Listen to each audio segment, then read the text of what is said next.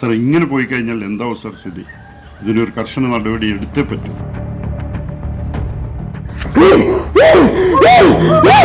കാശില്ല, ഞാൻ ചോദിച്ചാൽ മാത്രം കാശില്ല.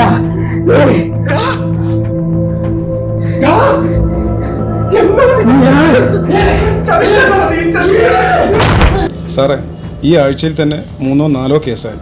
ഇപ്പത് നമ്മളെ തൊട്ടടുത്തുമായി. എവിടെ പോയി സാർ നമ്മുടെ നിയമവ്യവസ്ഥ? ഒറ്റയടിക്ക് നിങ്ങളങ്ങനെ പോലീസിനെ അടച്ചാക്ഷേപിക്കരുത്.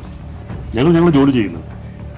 ഈ കഴിഞ്ഞ മാസം മാത്രം 260ഓളം MDMA കേസുകളും അതുപോലെ തന്നെ 300-ൽ പരം കഞ്ചാവ് കേസുകൾ രജിസ്റ്റർ ചെയ്തിട്ടുണ്ട്. ഞങ്ങളുടെ ജോലി ചെയ്യുന്നുണ്ട്. എന്നിട്ടോ? ലക്ഷ്മി ലക്ഷ്മി ലക്ഷ്മി ലക്ഷ്മി ഈശ്വര, ലക്ഷ്മി ലക്ഷ്മി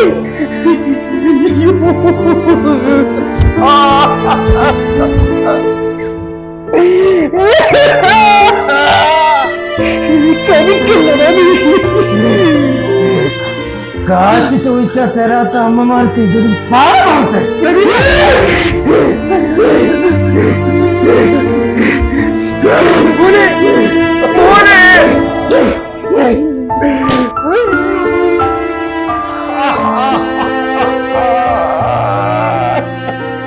എന്നിട്ടിത് നാട്ടിൽ സുലഭമായി കിട്ടുന്നുണ്ടല്ലോ. നിങ്ങളുടെ ഈ പരാതിക്ക് ഒട്ടും പ്രസക്തിയില്ല. പോലീസിന്റെ ദൗത്യം വളരെ കൃത്യമായിട്ട് നിർവഹിക്കുന്നു.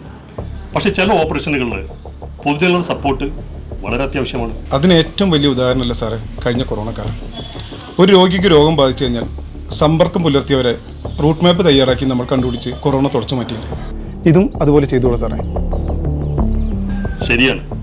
കഴിഞ്ഞ പാനിക് ടൈമിൽ ഈ നാട്ടിലെ മുഴുവൻ ജനങ്ങളും, സാമൂഹ്യ സംഘടനകൾ, ക്ലബ്ബുകൾ, മതസംഘടനകൾ, രാഷ്ട്രീയ പ്രസ്ഥാനങ്ങൾ എല്ലാവരും ഒരുമിച്ച് നിന്നുകൊണ്ടാണ് നമ്മൾക്ക് തുടച്ചു നിൽക്കാൻ കഴിഞ്ഞത്.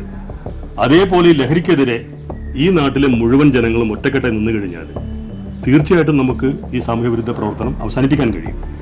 അതിന് നിങ്ങൾ തയ്യാറാണ്? തീർച്ചയായും. കട്ടൊക്കെ ഉണ്ടാവും.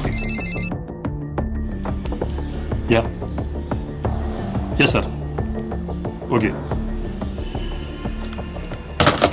ചെറിയൊരു പിക്കറ്റിംഗ് ഇട്ടോളൂ. എനിക്ക് പോകേണ്ടി വരും.